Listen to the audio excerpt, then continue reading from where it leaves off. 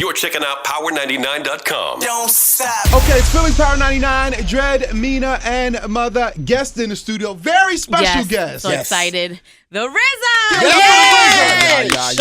Yes. Thank you. We're big fans of here. Yes, we are. Well, thank you. I love this city, Philadelphia, so I'm happy to come by here and chop it up with y'all for a minute, y'all. Yo, you got a lot of things going on. Like, we know you as the guy from Wu-Tang, but now you've kind of morphed into a whole different beast in a different arena. You're like a bona fide movie star. Like, we're sitting here with a movie star. Yeah, bong. That's he's on movie amazing. star time, too. I know. He's not on rapper time. Right. Which means late all the time. Well, it's crazy. I mean, I've been acting in films for 10 years now. Yeah. And, it takes a long time, to build any muscle.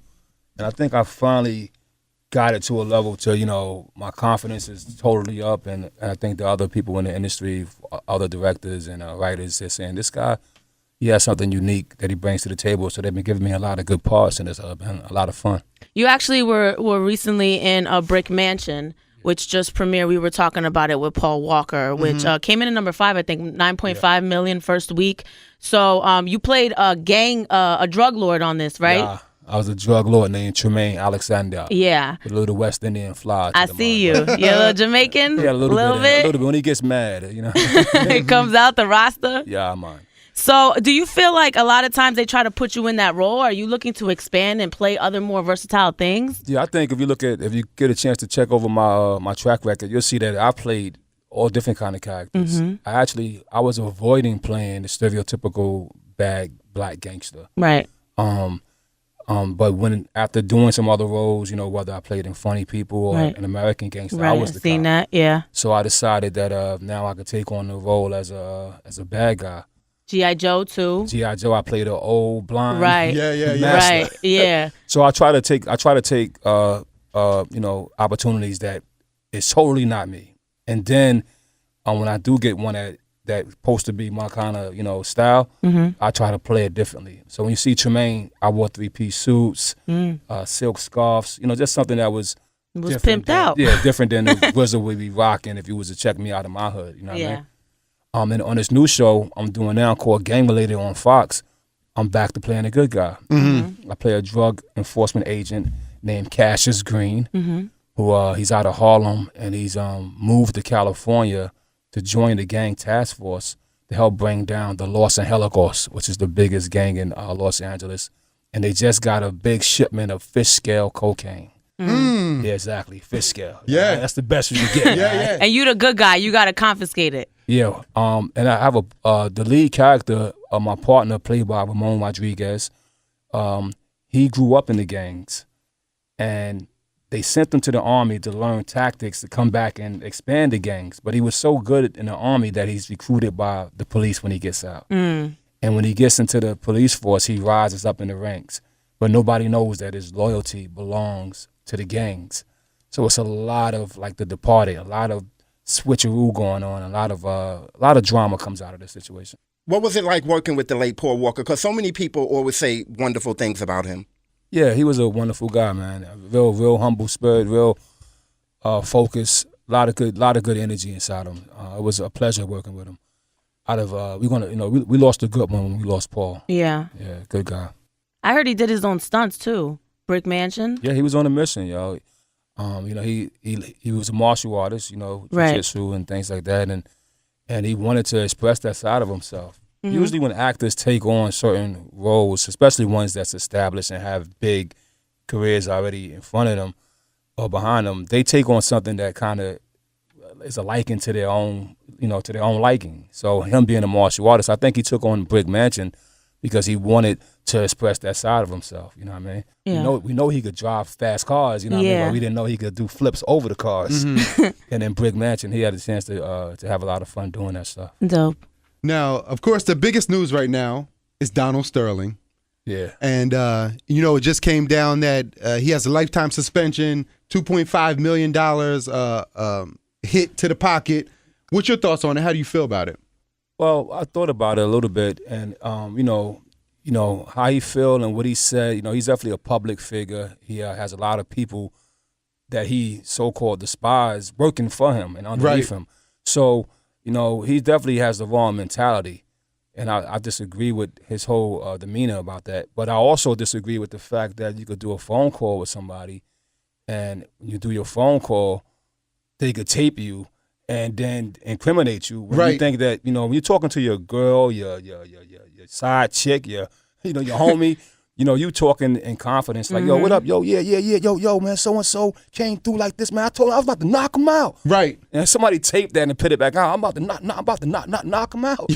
You're like, yo, hold on, man. I was talking to you. I wasn't talking to the world. Right, that was in confidence. So that's the only thing that's a little shaky. But we are in the age where they say Big Brother is watching. So you have to be on your best demeanor every day. Mm-hmm. And a man of that stature with that kind of power and finance should stay on his best demeanor. Right. Regardless. He should never feel that loose.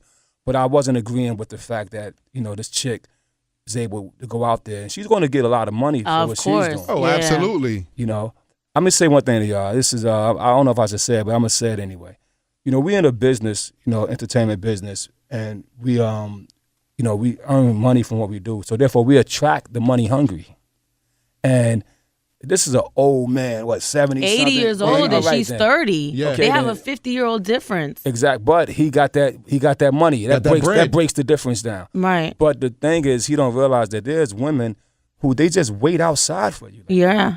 We look at a lot of our ball players who we admire as sports fans, and then we watch the TV show Basketball Wives and go, that's his wife? Yeah. Okay, if that's his wife, what kind of man is he and what kind of family is coming out? You know what I mean? So I think we have something that missing in our culture, which is the poise, the beauty of the woman, the beauty of the man. When you become a millionaire, you should refine yourself. You don't become a millionaire and still want to, be a certain style about you that's not refined to the level of your culture. Right. And I think that that's a problem. And some of these women are out there just prying on our ball players and prying on our executives, and they don't have that certain quality that it takes to be a good woman. And he got a taste of that. Well, Donald Trump actually said that, and his wife is actually suing her for extortion. Right. Like Donald Sterling's wife is suing the mistress for extortion, like crazy.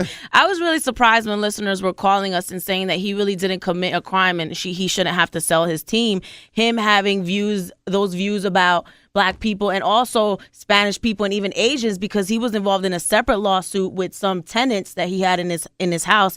I was surprised that people felt like that was acceptable. What do you think about that? It's not that it's acceptable. It's just that, that's him. If he's 80 years old, that means he was born back in the 20s. Yeah, that's a good point. In the 20s, we couldn't even drink in the same water fountain. He probably wished it was that way. They had another old guy saying, from California, I guess the guy who had a farm, he said blacks was happier as slaves. Now, of course, that's ridiculous and stupid. But he's ridiculous and stupid. His mind is trapped into his time period. It's like the good thing is that our children is going to grow up now, for the blacks and Latin families. And we see for the last 8 years, Obama as our president. Right. So the leader of the free world resembles us. And that's inspiring a lot of good energy into us. So that's the positive thing. So we're not going to grow up 20 years from now and you have your son who's living now. He's not going to look at it like there's a difference in power. He's going to go, well, you got some white guys that's good with power. You got some black guys that's good with power because we've seen it. But the people who was back in those days, like this man Sterling, he grew up in a time where brothers couldn't, we couldn't even get a job at the gas station. Right. You know what I mean? So now here we are. He's around a bunch of millionaires. He probably have a envy about it. He probably have his own disgust about it. But you can't stop progress. You can't stop the growth of us. Latin Americans are growing strong and powerful in this country, and population wise. And the blacks, we've been here long enough that we figured it out too, bro. You know what I mean? And we're going to continue to rise. RZA, you're a big movie star now, but we always wait for the Wu-Tang and the music, even everybody's individual project. We've all been following this whole situation between you and Raekwon and the 20th anniversary album. Now, I know you've spoken about this to death. About it to death. Not to death. I'm still living. But, it seems like basically it's about the business, money, whatever. We're not going to get into the money. I'm just really interested in the music texturally. I know that it seems like there's a divide between what a Wu-Tang 20th anniversary album should sound like. So what is the divide right now? Where would you like to take the sound of this, and where is Raekwon saying that he wants to take this? Well, the first thing is we have to get in the studio together.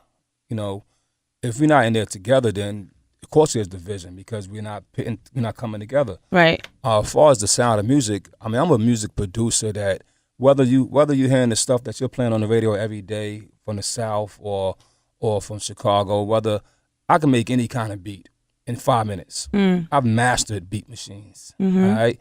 And I made a beat last night that sounded like the YG song. Right. At the same time, the night before that, I made one that sounded like the Kanye. At the same time, I'm one of the people that pioneered hip-hop sound. So it's no problem for me to make any kind of music. I think the main problem is that we are not in the studio together so that we can identify what I have in my catalog and what could be used now. So the sound is going to be whatever sounds fat, yo. It's just got to be fat. And if it means that we got to have old soul samples, that's going to make it fat. That's what we use. If it means we got to have 808s tripling up with triplet hi-hats, that's what it's going to be. You know what I mean? So music is an expression of yourself and an expression of the times. If you think about it, you know, Philadelphia put out many great musical artists. I mean, all the way down to Hal Melvin and the Blue Notes. Right.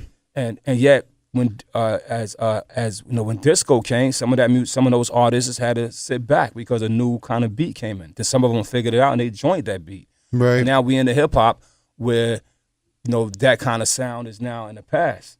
But yet, there's still great artists coming up from your area, and they bringing the new sound. So I think music is definitely subjective. You know. Well, what's some of the mind state of the other members? Method Man, Ghostface, are they all in on it? Yeah. So right now, yeah, all the members are coming together, and we're gonna rock it. You know what I mean? We know that this is something to commemorate what we've done. You know, 20 years in any business, right, is not an easy job. I mean, 20 years as a cop is not easy. So we got 20 years here in the industry, being respected, accepted, right, and putting food on our family's respected table. is the most, I think, important thing there. Now, being that this is going to be the 20-year anniversary, how are you going to do ODB's part? Do you have old lyrics of his? Are you going to, because he has to be on it? Well, no, I think we got to accept, you know, the only thing you can't return from is a physical death. Right. You can return from a mental death, spiritual death, economical death. You cannot return from a physical death. So we know that ODB has left us physically. And so therefore his physical presence, whether that's his vocals or that, it's very hard to get that. You know what I mean? Yeah. So all we could do is probably regenerate something that was already done by him. Right. But we will not be able to get a new ODB verse. And I know that the fans out there, we have to accept that. But for everybody who's physically here, we should be able to get all us to participate regardless of any differences we have, because this is something that's, to me, is bigger than us. Right. You know, I make movies and write screenplays, and I'm having a great time in this new energy that I'm doing, you know. I'm on a TV show, Gang Related, and every week I got to get up every morning and go to work and become this character. But I'm willing to put that stuff to the side to go into the studio and work with my brothers. Right. So not because I need to do it, because I want to do it. Because it's right, too. Exactly. It's the right thing to do.